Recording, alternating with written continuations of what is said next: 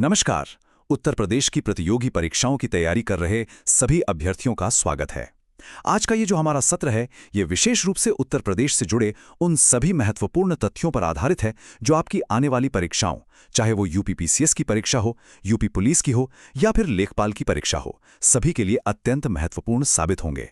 हम एक एक तथ्य को बहुत बारीकी से समझेंगे ताकि परीक्षा में कोई भी प्रश्न आपसे छूटे नहीं। तो चलिए इस महत्वपूर्ण यात्रा की शुरुआत करते हैं। आज की हमारी चर्चा इन 4 मुख्य बिंदुओं पर केंद्रित रहेगी। सबसे पहले हम उत्तर प्रदेश का एक सामान्य परिचय लेंगे, उसकी भौगोलिक स्थिति को जानेंगे। उसके बाद हम राज्य की सीमाओं पर विस्तार से बात करेंगे कि कौन-कौन से राज्य और देश इससे लगते हैं। फिर हम उत्तर प्रदेश के जो राजकीय प्रतीक हैं उन पर नजर डालेंगे, जहां से अक्सर प्रश्न बनते हैं।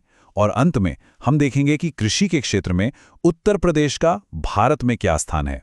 ये एक तार्किक क्रम है जो आपको सारी जानकारी को व्यवस्थित रूप से समझने और याद रखने में मदद करेगा। तो चलिए पहले खंड के साथ शुरुआत करते हैं, उत्तर प्रदेश का एक परिचय। यहां हम उत्तर प्रदेश की एक बड़ी तस्वीर देखेंगे। इसका आकार कितना है, भारत में इसका क्या स्थान है और इसका भौगोलिक विस्तार कहां से कहां तक है। देखिए, किसी भी विषय को गहराई से समझने के लिए उसकी बुनियाद को समझना बहुत जरूरी होता है, और ये तथ्य उत्तर प्रदेश के भूगोल की बुनियाद हैं। सबसे पहला और सबसे महत्वपूर्ण आंकड़ा जो हमें याद रखना है वो है उत्तर प्रदेश का कुल भौगोलिक क्षेत्रफल। यह है 2,40,928 वर्ग किलोमीटर। इस आंकड़े को आप सीधे सीधे याद कर लीजिए, क्योंकि ये कई बार परीक्षाओं में जस का तस पूछ लिया जाता है। एक बार फिर दोहराता हूं, 2,40,928 वर्ग किलोमीटर ये उत्तर प्रदेश का कुल क्षेत्रफल है। अब बात करते हैं कि क्षेत्रफल की दृष्टि से भारत के सभी राज्यों में उत्तर प्रदेश का कौन सा स्थान है। तो याद रखिएगा, उत्तर प्रदेश भारत का चौथा सबसे बड़ा राज्य है। यह बिंदु परीक्षा की दृष्टि से बहुत ही महत्वपूर्ण है। तो अगर यह चौथा है तो इससे बड़े 3 राज्य कौन से हैं, उनका क्रम भी याद रखना जरूरी है। सबसे बड़ा है राजस्थान, उसके बाद मध्य प्रदेश, फिर महाराष्ट्र और चौथे स्थान पर आता है अपना उत्तर प्रदेश। तो क्रम क्या हुआ? राजस्थान, मध्य प्रदेश, महाराष्ट्र और फिर उत्तर प्रदेश। अब जरा प्रदेश के विस्तार को समझते हैं। अगर हम इसके आकार की बात करें तो पूर्व से पश्चिम तक इसकी जो लंबाई है वो लगभग 650 किलोमीटर है। वहीं अगर हम उत्तर से दक्षिण की ओर इसकी चौड़ाई देखें तो वो है 240 किलोमीटर।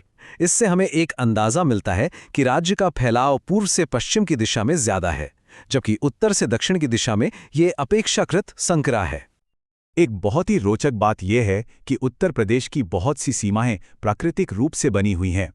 अगर हम उत्तर में देखें तो नेपाल देश और हिमालय की शिवालिक पर्वत श्रृंखला इसकी सीमा बनाती है। पश्चिम और दक्षिण पश्चिम में यमुना नदी इसकी सीमा का निर्धारण करती है। वहीं पूर्व में घाघरा और शारदा जैसी नदियां इसकी सीमा बनाती हैं, और राज्य के मध्य से तो जीवनदायिनी गंगा नदी बहती ही है। तो प्रकृति ने ही इस प्रदेश को एक स्पष्ट आकार दिया है। चलिए अब हम दूसरे खंड की ओर बढ़ते हैं, जो है राज्य की सीमाएं। अब हम और गहराई में जाकर देखेंगे कि उत्तर प्रदेश के पड़ोसी कौन-कौन हैं, मतलब ये कितने राज्यों और किस देश के साथ अपनी सीमा साझा करता है। ये एक ऐसा टॉपिक है जहां से हर परीक्षा में 1 या 2 प्रश्न निश्चित रूप से बनते हैं, तो इस पर आप विशेष ध्यान दीजिएगा। इस तालिका को बहुत ध्यान से देखिए, यहां से सीधा प्रश्न बनता है। देखिए 3 नाम सबसे ऊपर हैं, उत्तराखंड, नेपाल और बिहार। इन तीनों के साथ उत्तर प्रदेश के 7-7 जिले अपनी सीमा साझा करते हैं। यह सबसे बड़ी संख्या है। तो अगर प्रश्न आता है कि उत्तर प्रदेश के सर्वाधिक जिले किस राज्य से लगते हैं, तो उत्तराखंड और बिहार में से कोई एक विकल्प हो सकता है। और अगर देश पूछा जाए तो नेपाल। इसके बाद नंबर आता है हरियाणा का, जिससे 6 जिले लगते हैं। और सबसे कम सीमा की बात करें तो हिमाचल प्रदेश, झारखंड और छत्तीसगढ़, इन तीनों से केवल एक एक जिला ही लगता है। ये जो पंक्ति आप देख रहे हैं, इसे आप स्टार मार्क कर लीजिए। ये सीधे सीधे पिछले वर्षों की परीक्षाओं में पूछे गए प्रश्नों का सार है। उत्तर प्रदेश के सर्वाधिक जिले उत्तराखंड और नेपाल के साथ सीमा साझा करते हैं। ये एक तथ्य है जिसे आपको बिल्कुल याद रखना है, इसमें कोई भी कंफ्यूजन नहीं होना चाहिए। 7 जिले उत्तराखंड से और 7 जिले नेपाल से। अब हम बात करते हैं एक बहुत ही विशेष जिले की, सोनभद्र। ये जिला परीक्षा आयोजित करने वालों का एक पसंदीदा टॉपिक है। क्यों? क्योंकि सोनभद्र उत्तर प्रदेश का एकमात्र ऐसा जिला है जो 1 या 2 नहीं बल्कि पूरे 4 राज्यों के साथ अपनी सीमा साझा करता है। ये अपने आप में एक अनोखी भौगोलिक स्थिति है। तो वो 4 राज्य कौन कौन से हैं जिनसे सोनभद्र की सीमा लगती है? इनके नाम आपको क्रम से याद होने चाहिए। ये हैं मध्य प्रदेश, छत्तीसगढ़, झारखंड और बिहार। मैं फिर से दोहराता हूं ताकि आपको ये यहीं याद हो जाए। मध्य प्रदेश, छत्तीसगढ़, झारखंड और बिहार, ये चारों राज्य सोनभद्र जिले को छूते हैं।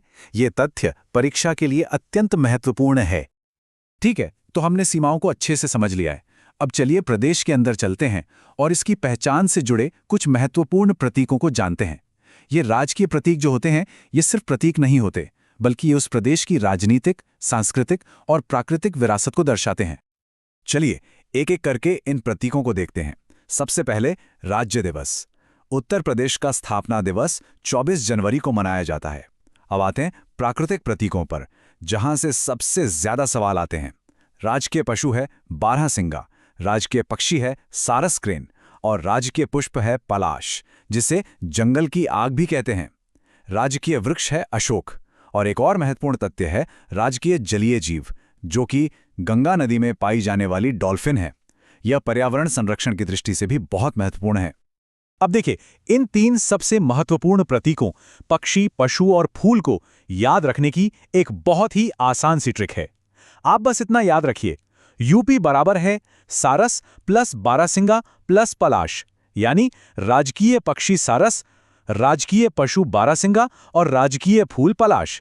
एक बार फिर से दोहरा लीजिए, यूपी बराबर है सारस प्लस बारहसिंगा प्लस पलाश। अगर आप ये याद रखेंगे तो परीक्षा में कभी भी कंफ्यूज नहीं होंगे। अब हम अपने अंतिम और बहुत ही महत्वपूर्ण खंड पर आ गए हैं। हम उत्तर प्रदेश के भूगोल और उसकी उपजाऊ भूमि को उसके उत्पादन से जोड़ेंगे।